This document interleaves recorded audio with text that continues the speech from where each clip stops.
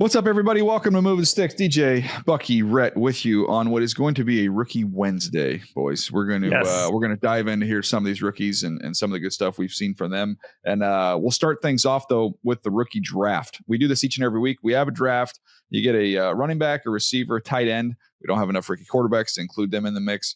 It's kind of like a standard fantasy scoring is how we score it, and then we keep the results.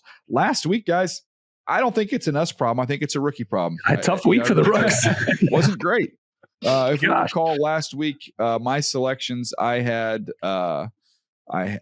Hampton. I had Teteroa McMillan at receiver. I had Harold Fannin, who did a nice job. Bucky had Genty, Abuka, and Loveland. Loveland, man, nothing.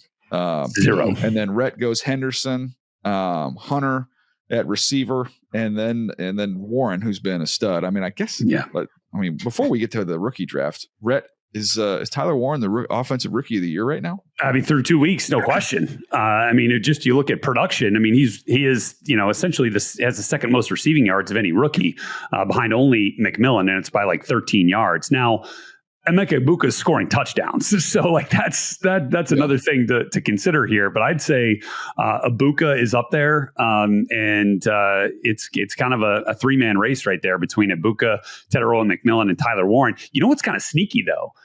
Dylan Sampson is putting up points, not as catching the ball, as a runner, but as a receiver. Wonder what the impact of Quinshon Judkins coming in. I don't think you're going to see Judkins catching a ton of passes, but maybe if that steals some of the thunder from Sampson in this game, but in this game plan. But that's kind of encouraging if you're the Browns. Trying to look for signs of life. I like that. And last week, point wise, we're all knotted up, 3-way tie. So as we look at this season standings right now, I've got 10 points. Bucky and Rhett at 7. So there's no real separation there. All right, Rhett, go ahead and lead us off. I mean, you just got to get yourself a guaranteed 3 points here with your first pick. And so I'm going Tyler Warren for the third straight week. He is going to be a member of my squad. Lock it up. Colts tight end, getting after it once again. By the way, that team in the Colts has not punted yet. Just keeping that in perspective. I knew that was going to happen this year. I predicted that. Right. This offense, they're not punting the ball. There's no chance. All right, here we go. Let's go. Man, Tyler Warren. I gotta go Genty. I'm gonna stay chalk here. Pete Carroll said after the game they want to give him more touches, more carries. So I'm gonna lean into that and take Ashton Genty. You're doubling up. Yeah, I am doubling up right now, and I'm torn. So what I'm going to go with Teteroa McMillan as my wide receiver, and then let's see tight end wise. At some point, we got to do something for the Browns. God, Harold Fannin did nothing for you last week. He was solid. Harold Fannin had a solid week.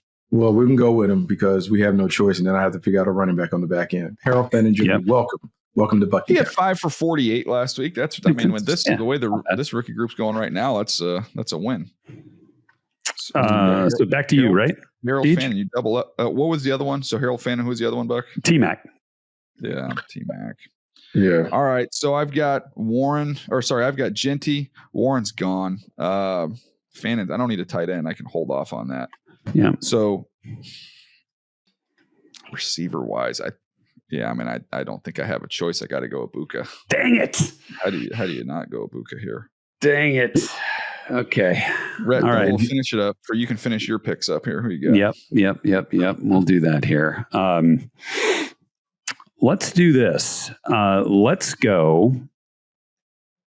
Alec Aomanor for the Tennessee Titans. Let's get him into the mix here a little bit, and then.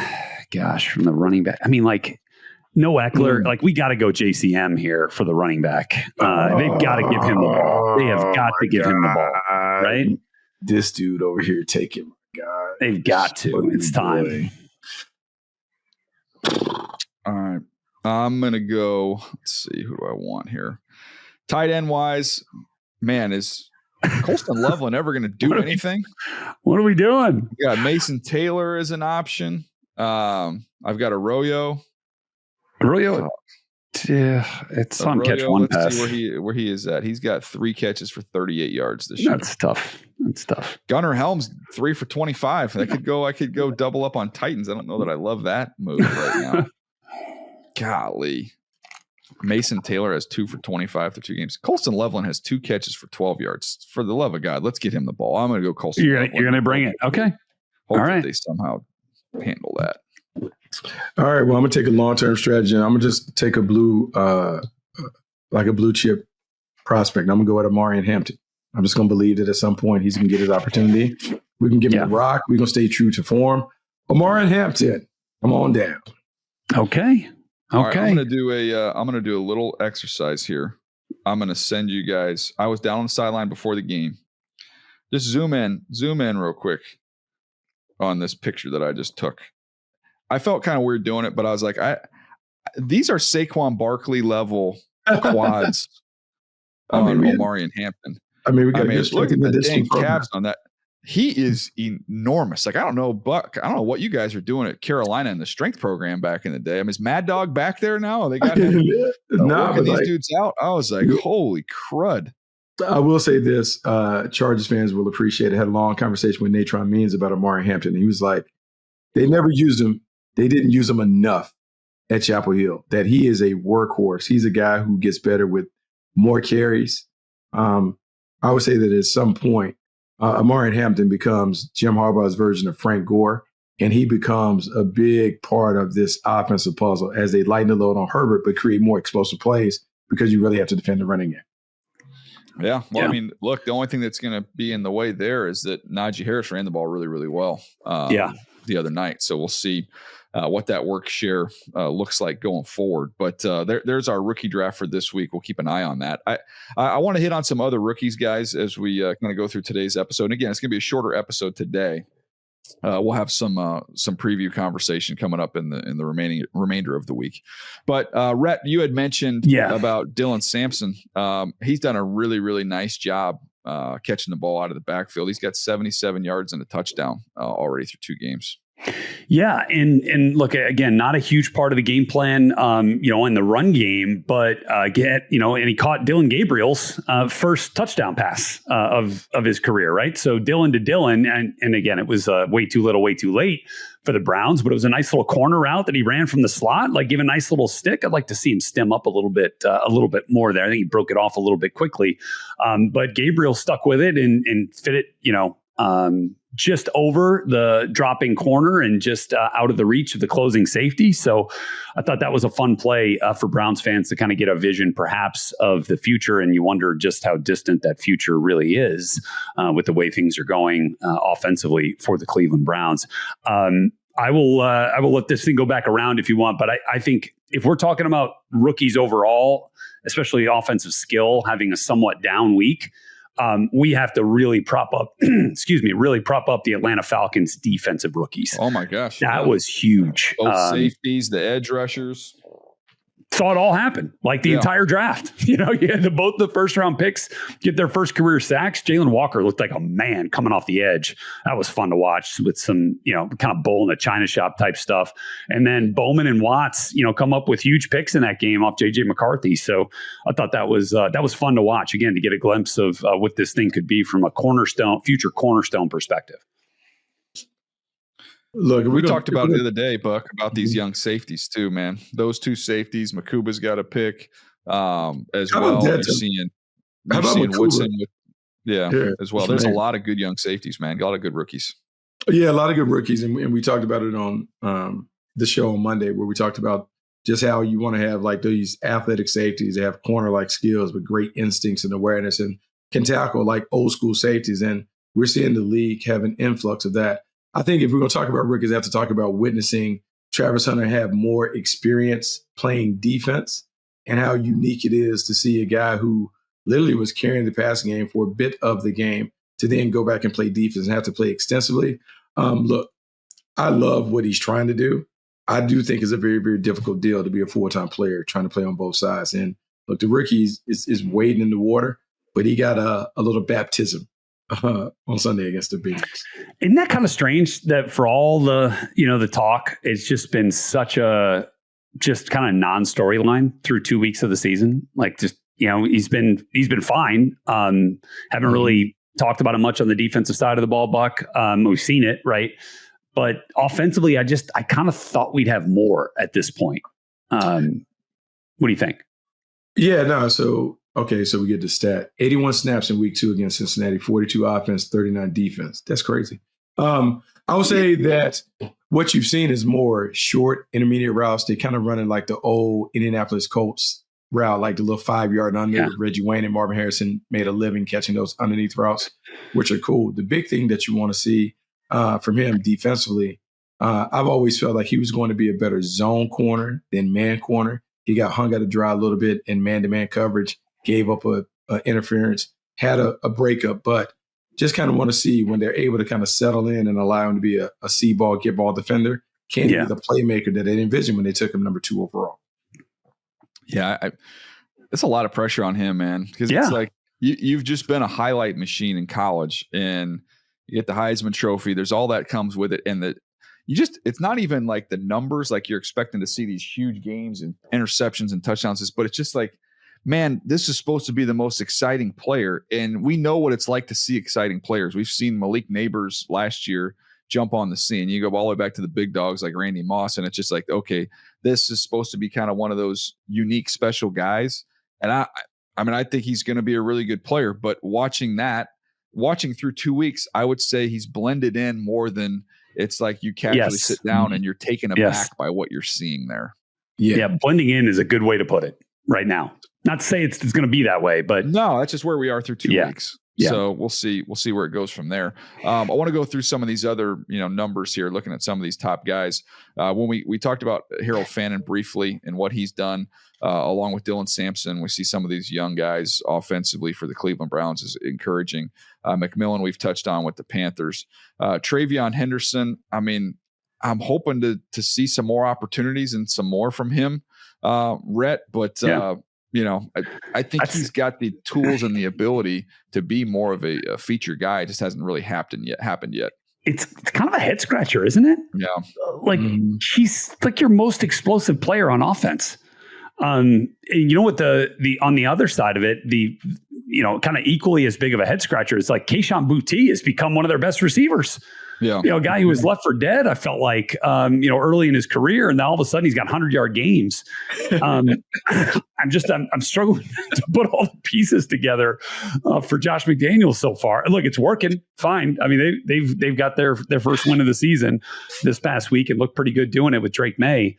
I just think a player like that, man, can only take your offense to new lengths. Now, look, we don't know what's happening behind the scenes, and is there a struggle to pick up some of the complications of the offense, which for any rookie is always something to wonder about. But I got a feeling they're not going to hold him back much longer, and he's got to find a way, or they've got to find a way, to in Bill Belichick's eyes, like, how do we accentuate this guy's strengths? Right? Like, how do we build around what this guy does very well and put him in those positions to make the plays that we saw that led to us taking him in the second round? I just want to see all these rookie running backs. So you just go through the list of all those guys, and we'll see what Judkins gets in there. Scatteraboo, we're starting to see a little bit. Yeah, Scatteraboo down there in the red zone, running hard at a nice open field run. To me, I just want to see them let them loose, man. Like I don't think that's as much of an adjustment. Pass protection, sure. Like you got to make sure that they know what they're doing in terms of pass protection. But running the ball is running the ball. Let these guys carry the ball. Let them get out there and get loose and get going. So we'll see what happens. And, we want to kind of do a deep dive on these rookies. And when you really do the deep dive, there's not been all that impressive, to be honest with you, at this point in time. There's nothing that gets you super excited. So I want to do one more thing here as we're kind of going through kind of a mini episode. If we look at the NFC, guys, you've got the undefeated teams right now: Philly, Green Bay, Tampa. And then you get to the West with 3 undefeated teams: San Francisco, Arizona, and the Rams. We've talked in the AFC, about how surprised we are with the Indianapolis Colts, that being probably the biggest surprise we've seen to start the year. Are any of those teams in the NFC, any of those undefeated teams, does any of that surprise you at all? Not Tampa. I think Green Bay being as dominant as they've been on defense does surprise me a little bit. And now look, I think you do have to factor in Micah Parsons, right? Which I think wasn't a part of the kind of national conversation about the Packers defense until, a week before the season, whenever he ended up getting there. So kind of take that into account, right? Certainly no surprise with Philly. I'd say Arizona being 2-0, they've played some lesser teams, I think. So if you take that into account, but if you're also looking at like which one of these teams is going to have a hard time sustaining a 2-0 record, and the way it's the 49ers, with Brock Purdy out and the injuries and Kittle out, like how long can they continue to keep that up? I think, hat tip to them for figuring it out here through these first 2 weeks. But I would say, to me at this point, the three best teams in the NFC are the Rams, the Packers, and the Eagles. Yeah, I agree with you in terms of the three best teams. I think right after that is Tampa. The team that I would say is probably a bit of a surprise in a way would be the Arizona Cardinals. Their schedule certainly has helped them, but still, it's hard to win games. Year 3 of the Jonathan Gannon experience, they have jumped out to a fast start, but now can they sustain it in a division that appears to be vulnerable for them? That they've always competed well against their division rivals, but can they stack enough wins early to put themselves in a position to kind of sneak and win the division? That's what I want to see, because the Niners' injuries, eventually that's going to come back to bite them. So now it's about the Cardinals and the Rams, and with the Rams schedule, can the Cardinals kind of backdoor their way into a division title? I'll be honest with you, though, talk about those three teams in the NFC West are undefeated. I'm not so sure when the dust settles that the best team in the division isn't the only team with a loss in the division, the Seattle Seahawks. Seattle Seahawks are 1-1. They were right there till the end. I mean, kind of I don't want to say a fluky touchdown, but kind of a odd touchdown that San Francisco beats them on a ball that should have been knocked away. And then they go on the road and manhandle the Pittsburgh Steelers. They have a good defense. Sam Darnold looks very, very comfortable. They've got better up front on the offensive line. Cooper Kupp's fit in nicely. Like that division, K9. Who thought that K9 ran showed up. Charbonnet was better the week before. K9 he listened to the show. That was the best I know he's had some big games, but like the stop-start stuff was awesome in that game. Yeah. So that's a fun division, man. And by the way, if you're looking to dig in on some of these teams, some of these rookies, you want to watch these guys, you want to study, maybe you've got an interest in eventually becoming a scout and you want a way to do that. What do? It's pretty simple. You just sign up for NFL Plus Premium. You can check out NFL Pro. That's where you can access over 95 unique player and team performance stats and the all-important All-22 film that is available on desktop and on mobile web. So I would encourage you to do that. If you're a junkie, if you're a football junkie, a film junkie, you have any interest in scouting, or maybe just a fan and want to know more about what the heck went wrong with your team that week, I'd encourage you to dive into the All-22. You'll see stuff on there that you never saw watching the TV copy. So would encourage you guys to do that. Buck, it was a little mini episode for us today, but I do feel like we said some nice things about North Carolina. So I feel good about myself. Well, look, I feel great about it. We got a big week, got a big game this weekend, going down to UCF to take on the Knights. So that'll give us a chance to get maybe three wins. So I'm excited. I'm glad you brought up UCF, by the way, because a good buddy of mine, Sean Clark, was a teammate of mine, was a head coach at App State. He's the offensive line coach at UCF. Has had some health stuff, and I've been just praying for him, and hopefully we get some good news on that front, and he's healing and getting better. But love you, Sean, and thinking about you. So, awesome. All right, guys, this is it's been great to catch up. We will be back. We'll have another episode tomorrow. Usually have a guest for you. We'll keep that a surprise, and then we'll look ahead towards the big football weekend. Rhett, enjoy your week off on the college front, and good luck to your Hoosiers, the Fighting Illini. We'll see you guys next week. We'll be back tomorrow, though, right here on Move the Sticks.